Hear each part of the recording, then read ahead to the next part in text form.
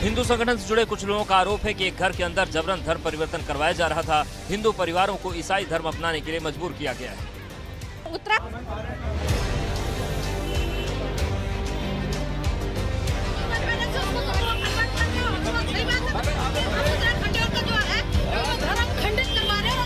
खंड के अंदर है भारत, सबसे पहले भारत के जो अंदर है, हम लोग जो है हिंदू धर्म को मानने वाले हैं और ये लोग जो है हिंदुओं के पहले देखते हैं कि किसकी कमजोरी क्या है। ये सभा ऐसी होती है, हर संडे को होती है। आप ये यहाँ की बात क्या पूछ रहे हैं?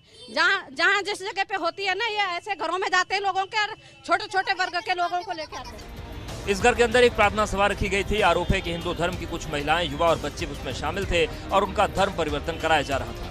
हालांकि इस सभा में पहुंचने वाले लोग इन आरोपों से खुद इनकार कर रहे हैं। हमें जहां जिस चीज से हमें शांति मिलेगी, आराम मिलेगा, छुटकारा मिलेगा, वहां नहीं जाएंगे तो कहां जाएंगे ये बताओ। चीज को हमने जो ग्रहण करा अपने जीवन के भले के लिए किया। हमने कोई गलत काम नहीं करते, हम किसी का बुरा नहीं करते, हम जो करते हैं भलाई के करते हैं, प्रार्थना करते हैं बस। प्रार्थना सभा में आए लोगों का कहना है कि उनके जीवन में काफी तकलीफें थी, इसलिए उन्होंने ईसाई धर्म अपनाने का फैसला लिया, मगर वो अभी भी हिंदू रीति रिवाज मानते हैं। आराम नहीं मिला, हमें बीमारी थी, तकलीफें थी, तो इस वजह से हमने यीशु मसीह को ग्रहण किया।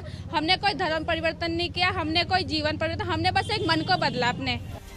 मगर बड़ा सवाल यह है कि कोई धर्म बदलने से क्या किसी के जीवन की तकलीफें कम हो जाएंगी? कहीं ऐसा तो नहीं कि इन लोगों को धर्म के नाम पर गुमराह किया गया है? अगर ऐसा है तो पुलिस को उसकी तह तक जाना होगा और जांच करनी होगी कि इसके पीछे किसकी साजिश है। अभी कुछ रोज पहले उत्तराखंड कैबिनेट में जबरन धर्मांतरण के खिलाफ सख्त कानून बनाने का प्रस्ताव पर मुहर लगी थी। उसके कुछ ही दिन के बाद ही मामला सामने आया। अब देखना होगा कि सरकार, जब परमेश्वर काम कर रहा हो तो कोई उसे रोक सकता है क्या? आप कैसे कह सकते हो कि बाइबल कहती जब पतरस को पकड़ लिया गया और पतरस को कहा कि तूने आज से यीशु मसीह के नाम के कारण बातें नहीं करनी, उसने कहा यह कैसे हो सकता है कि जो कुछ परमेश्वर मुझसे कहता है वो मैं ना कहूं और इंसान की बात को सुनूं।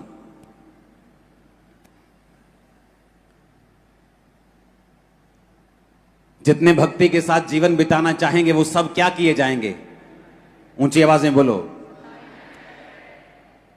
ओवरफ्लो में भी आवाज आनी चाहिए, ओवरफ्लो से भी। क्या किए जाएंगे?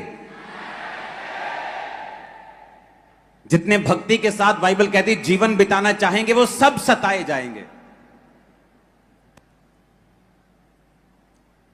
कल एक खबर आ रही थी कि एक व्यक्ति किसी को चर्च लेके गया और उसको बोला गया कि तू इसको चर्च क्यों लेके गया, तेरे पे केस करेंगे क्योंकि तू किसी को क्रिश्चियन बना रहा है। तो मेरा एक क्वेश्चन है कि जब एक व्यक्ति मुस्लिम बन जाता है या हिंदू बन जाता है या क्रिश्चियन कोई भी दूसरे धर्म में जाता है तो वो क्या होता है? क्या आप ऐसा कभी आपने सुना है कि एक व्यक्ति मुस्लिम बन जाए और मुस्लिम गुरु कहें कि भाई साहब तू लंगर भी खा सकता है, प्रसाद भी खा सकता है, तू सब जगह जा सकता है? वो कहते हैं अगर मुस्लिम बनना है तो तुम्हारा एक ही खुदा है। मेरी बात समझ रहे कि नहीं? तो क्या उन पे हम केस कर देंगे?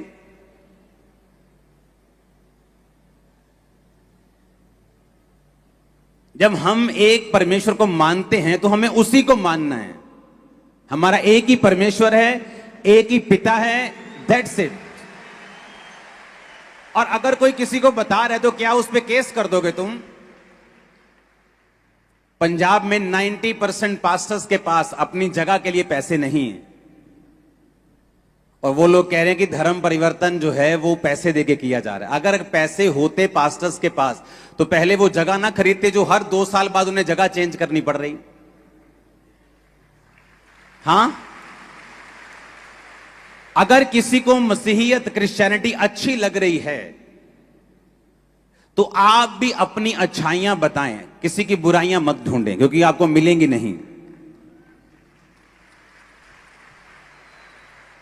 अगर कुर्बानियों की बात करें तो क्रिश्चियनिटी में जितनी वर्ल्ड में कुर्बानियां हुई हैं किसी धर्म में नहीं हुई होंगी, लेकिन हमारा मकसद अपने धर्म को किसी के साथ कंपेयर करना नहीं, किसी को नीचा करना नहीं, किसी को टीस देना नहीं, बल्कि सबके लिए प्रार्थना करना और सबके सबसे सब प्यार करना और सबको साथ लेके चलना है।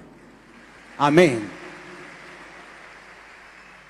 वो मसीह कौम जो कुर्बानियों के लिए मशहूर है वो 1-2 पर्चों से डरने वाली नहीं है।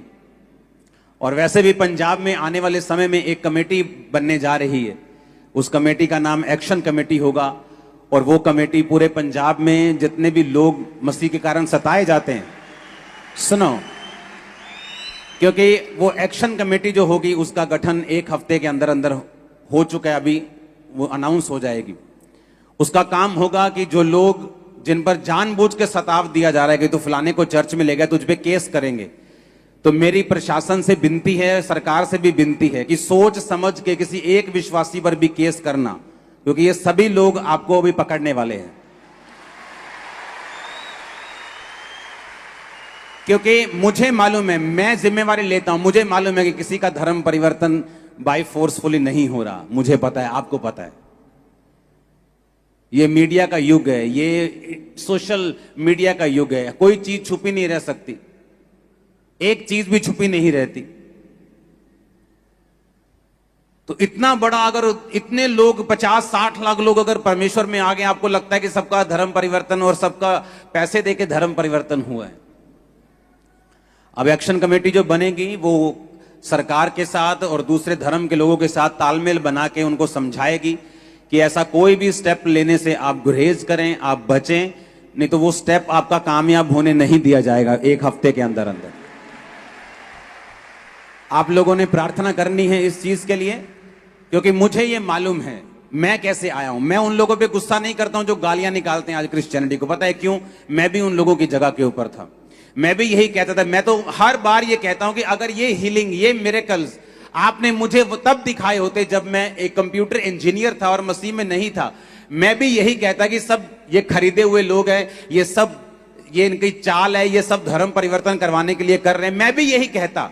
इसलिए लोग बोलते कि जब वो लोग आपको ऐसा बोलते हैं आप गुस्सा क्यों नहीं करते? मैं कहूंगा मैं क्यों गुस्सा करूं जब मैं भी एक दिन उन्हीं की जगह पे था।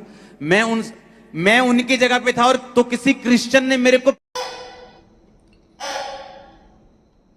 आप सभी को जय मसीह की दोस्तों, मेरा नाम शिव सरोज। आप देख रहे हैं सच्चाई सुई चैनल के माध्यम से प्रभु के मीठे वचनों और पवित्र नामों में आप सभी का मैं स्वागत करता हूं। आज एक ऐसा न्यूज चल के आए मेरे मसीह भाई, आप लोग यकीन नहीं करेंगे हम लोगों को मसीह भाई बहन कैसे धरना पर सत्संग किया जाए, हम लोगों को कितना सताया जा रहा है। एक महिला पास्टर जी ने थे, उनको बोल रहे हैं कि अपने घर पे जबरदस्ती आदमी लोगों को पकड़ के प्रार्थना करवाते हैं। तो ऐसा उन लोगों को गलत फैमिली है मेरे मसीह भाई। आप लोग इस वीडियो में देखे ही है कि उस बहन को कैसे सताया जा रहा हो। वहाँ पर बोल रहे हैं कुछ बजरंग दल के लोग भी, कुछ और विरोधी लोग हैं, उस बहन को बहुत सारी दबाव पड़ रहा है। वहाँ प्रशासन भी कुछ नहीं कर पा रहे मेरे मसीह भाई। आप लोग जितना हो सके उतना परमेश्वर से प्रार्थना कीजिए कि जिससे उस बहन को चंगाई मिल सके। हम लोगों को हर मुसीबत से परमेश्वर क्योंकि बचाता है, हम लोगों को किसी प्रकार की दिक्कत लेने की जरूरत नहीं मेरे मसीह भाई। बस आप लोग परमेश्वर पर विश्वास रखें, भरोसा रखें। अगर आप लोग परमेश्वर के वचन को आगे बढ़ाएंगे तो परमेश्वर आपको भी बहुत सारा ऊपर तक पहुँचाएगा, आप लोगों को अनंत जीवन तक ले जाएगा परमेश्वर। आप लोग परमेश्वर के क्लोज बनो, परमेश्वर से प्रार्थना कीजिए। आप इस वीडियो को इतना शेयर करिए जिससे आप लोगों को, आपके भाई बहन लोगों को, रिश्तेदारों हर जगह शेयर करें जिससे उस पास्टर बहन को चंगाई मिल सके। क्योंकि वहाँ पर प्रशासन, एक औरत गई वहाँ पर, उसको वो धमकी दे रहा है। धर्म परिवर्तन के लिए उन लोगों को बहुत सारा रुकावटें दे रहे हैं, क्योंकि विरोधी लोग होते हैं। हम लोगों को घर पर प्रार्थना कर रहे हैं, हम लोगों को वहाँ से उठा के मारपीट कर रहे हैं, क्योंकि विरोधी लोग बहुत सारे हम लोगों को सता रहे हैं। वहाँ पर प्रशासन ने कुछ नहीं कर पा रहे हैं मेरे मसीह भाई। आप लोग जितना हो सके उतना इकट्ठा रहेंगे, एक सलाह बनाएंगे, एकजुट बनाएंगे, एक दूसरे का सहयोग करेंगे तो हम लोगों को आगे चल के कोई भी तकलीफ नहीं होगा। हम लोग एक दूसरे की मदद करेंगे तो हम लोग का एक बहुत बड़ा संगठन बन जाएगा, जिससे हम लोग मंत्रालय तक पहुंच सकते हैं, आगे कार्रवाई हो सकती है। क्योंकि यहाँ पर प्रशासन भी कुछ नहीं कर पा रहे हैं, न मोदी जी ही कुछ कर पा रहे हैं। इसलिए आप लोग, अगर आप लोग ही कुछ करेंगे तो आप ही लोग कर सकते हैं। क्योंकि ऐसे ही उस दिन वहाँ छत्तीसगढ़ में पास्टर जी को मार रहा था, उसने वहाँ पर भी धर्म परिवर्तन के लिए बहुत सारे लोगों इकट्ठा हुए थे, बजरंग दल के लोग। वहाँ पर पास्टर जी बहुत पीटा गया था, वहाँ पर बजरंग दल के लोग थे, वहाँ प्रशासन भी कुछ नहीं कर पाया। इसलिए आप लोग एक दूसरे का सहयोग करो जिससे हम लोगों को चंगाई मिल सके। ऐसे ही वीडियो चाहिए लेटेस्ट मेरे मसीह भाई बहन, चैनल सब्सक्राइब करें, शेयर करें, लाइक करें। आज के इतना ही मेरे मसीह भाई बहन, मिलते हैं नेक्स्ट वीडियो में। आमीन।